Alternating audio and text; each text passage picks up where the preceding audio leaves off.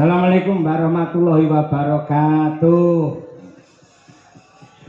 Ngaturaken panuwun kang tanpa upami dumateng sedaya para sutresna budaya. Manut jam kula menika meh jam kalih parandene tasih kathah ingkang kepareng mengapresiasi mirsani lan nenggani kiprahipun kula sak kanca madangkara ingkang mitu dawuh pangandikanipun para pepunden dalam rangka peresmian Hotel Merkur diselenggarakan oleh Sukses Jaya Group dipun pandegani dening pepunden kula Bapak Harsono Lukito sekalian Ibu Eli, dasaripun dipun sengkuyung kalian Mas Andi Halim putra saking Bapak Harsono. Sumrambahipun sagung para panitia kula ngaturaken panuwun tanpa upami menawi dalu menika kula mboten sowan wonten ing Hotel Merkur menika satemah pecah rekor kula selama Februari jebul nganggur mboten temudi-pundi. Alhamdulillah menika saged sowan kena nggih sangu poso. Poso pos niku berhenti, so niku rasa tegese ngeposke rasa. Hakikat berpuasa adalah mengendalikan hawa nafsu yen perkara luwe, perkara ngelak niku nuwun sewu kathah ingkang nglampahi. Ning sing angel dhewe niku ngibarati wong perang dudu perang karo wong liya, ning sing abo dhewe iki merangi karo hawa nafsune dhewe. Nah menika mila kula keluarga besar Sanggar Seni Madangkara ngaturaken utawa selamat menunaikan ibadah puasa di bulan Ramadan untuk yang menjalankannya wabil khusus dumateng warga ageng ing laladan Kota Madiun yang tercinta. Mugi-mugi ibadahipun tinampi dening Gusti satemah wontenipun namung berkah lan barokah. Ngaten. Nah, waranggone ingkang sowan menika wonten Jruk Lukmatmo 678. Wah, nggih. Tak kenal maka tak sayang ingkang pinggir dhewe menika gawe piyambak menika Mbak Lia Sundari. Bukan asing lagi untuk warga masyarakat di Madiun. Anggere jam 12 awan ceklik ngoten nyetel TV banjur gelumbange dipaske Sakti TV mesti teng mriku wayangan limbukan utawa gara-gara. Dalange sinten Bapak Ibu? Nggih, kula sak kanca Madangkara matur nuwun katresnanipun menika Mbak Lia Sundari ingkang miten saking Sragen. Angka kalih menika Mbak Tri Hastuti Retnawati ingkang miten saking Ngawi. Kajengaken menika Ibu Sukesi Rahayu sarjana seni magister seni. Menika gawan kotak mboke truk kecuk.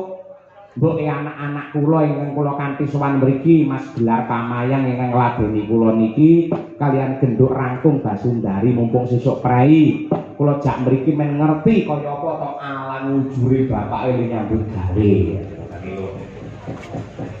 Kajengaken nglerek melih menika Mbak Okvalica nggih made saking Surabaya ning gandeng menika kegiatanipun utawi aktivitasipun menika berkesenian kathah-kathahipun mapan wonten ing Surakarta mila nggih ngekos utawi tinggal sementara mapan wonten ing Solo. Nah menika niki kalih mboke niku pun dititipke Bu Kesi mangsa berdua. Mbak Kesi iki anakku Okva iki piye lek mung glowentah jakan wayangan apa piye ngono nggih nyatanipun nggih kula jak nek kala mangsa nggih mboten saged menyatani sakniki ingkang membidik Okvalika menika kathah sanget ingkang tresnani dumateng Mbak Okva menika kathah ing alhamdulillah dalu menika pas istirahat mergo menika waranggana multi talenta kejaba pinter nyinden menika nggih ahli beksa malah profesi utama menika pancen ya penari. Lah menika.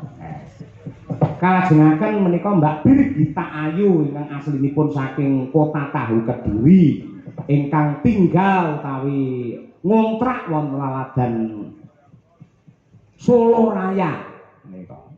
Ngontrak menika statusipun piyambak nek kala mangsa nggih wonten ingkang ngancani teng mriku. Nggih kanca kancanipun ya Mbak Winong ya Nduk Umi menika dolan mriku dan lain sebagainya. Mbak Birgita kalajengaken genduk ni Mas Ayu Winong Nawangsih. Aku melu marem, aku melu seneng wingi nderekke Mas Rudi Gareng neng Sumatera utawa laladan ngendi wingi iki live streaming. Wah, bintang tamu dhek wong loro ya. Melu syukur, melu seneng. Rekake munggah panggung ya dalange wis wiwit bareng dhek lagi munggah.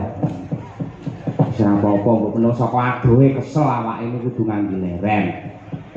Mbak Winong kala wau saking laladan Tulungagung kalajengaken genduk Umi Hafifah menika penghuni wis marangkung kos kagunganipun Ibu Sukesi Rahayu menika. Rumiyin ingkang dados anak kos teng mriku namung Umi Hafifah ning alhamdulillah sakmenika saya tambah.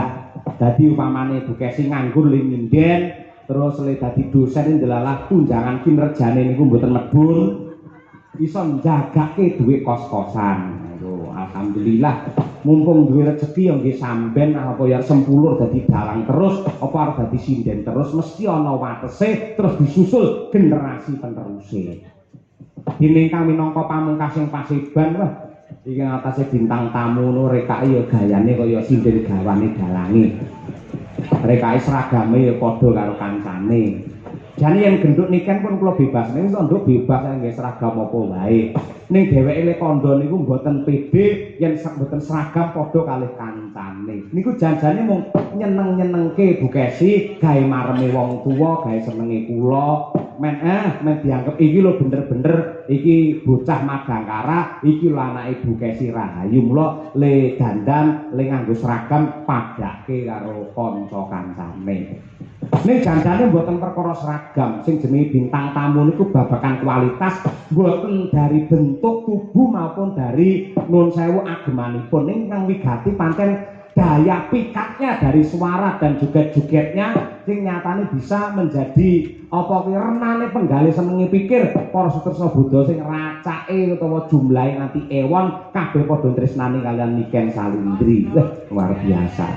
Kuwi kita semono parandene Janjane ngene pamane bar limbukan kula penembang kathah Pak Dalang kula tak wangsul kemawon tak leren mergo sesuk badhe bajutan melih ora apa-apa ning setun tresnane karo Dalang Cahya Kuntabi bektine karo keluarga besar Merkur lan ugi tresnanipun dumateng Sutresna Budaya Kota Madiun mila nadyanto meh jam 3 buniken salindri tetep jenak pinarak nang kene lho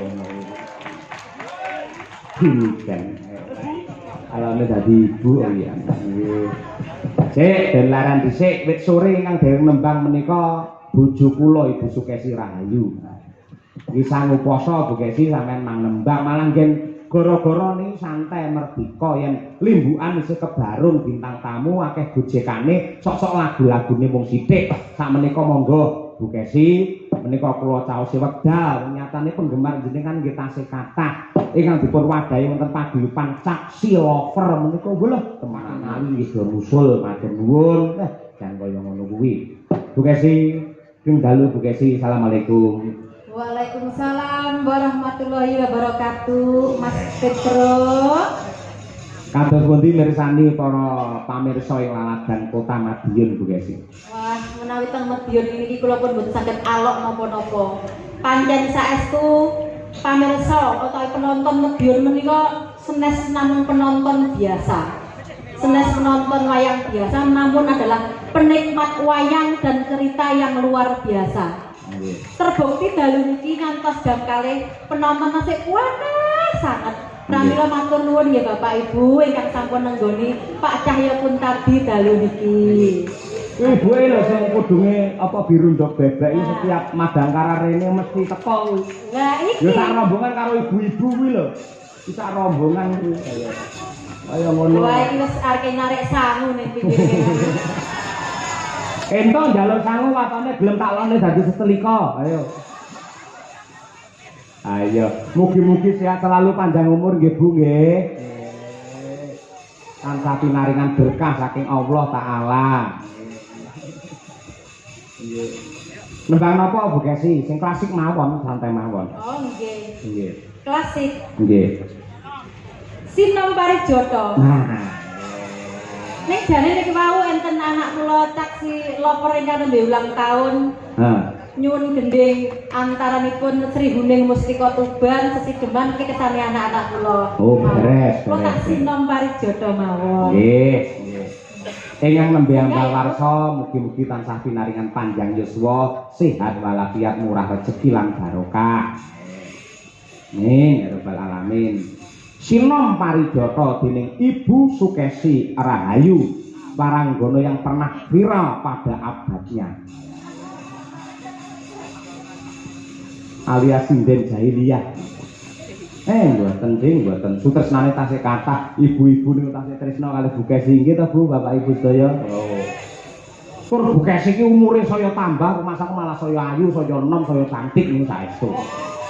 Lek mboten saya ayu, mboten cantik, mokal kula menika njur tresna terus setia kalih Bu Kesi mokal.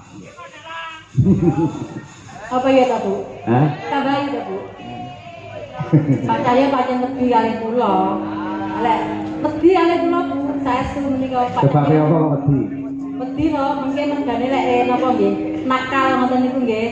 Niku mengke boten kula angsal itu mbah serokok. Nah, den nakal ae mung kalih rokok niku Pak Cahya menika. Ngoten niku. Lek mboten rokok pun bingung deh. Wong wedok ayu saged dipake ning lek rokok wah mboten saged nitataken Bu. Nggih. Mula sampean bejo lho, nek aku nanti kecanduan karo wong wedok, kecanduan karo main, kecanduan karo mendem niku bahaya. Yen mung rokok ora apa-apa. Tur rokok niku mboten bahaya. Wong ngrokok pol-pole lara utawa sakite lek mung paru-paru. Ning lek ora ngrokok, kuwi larane malah rupa-rupane, Mas. Ngoten niku. Monggo Bu Kesi sinomipun Parijoto katur dumateng sagung para sepuh, adi sepuh lan ugi salam kurmat bekti dumateng budayawan senior ing Laladan Madiun Abahe Haji Muhammad Syakirun. Monggo Bu.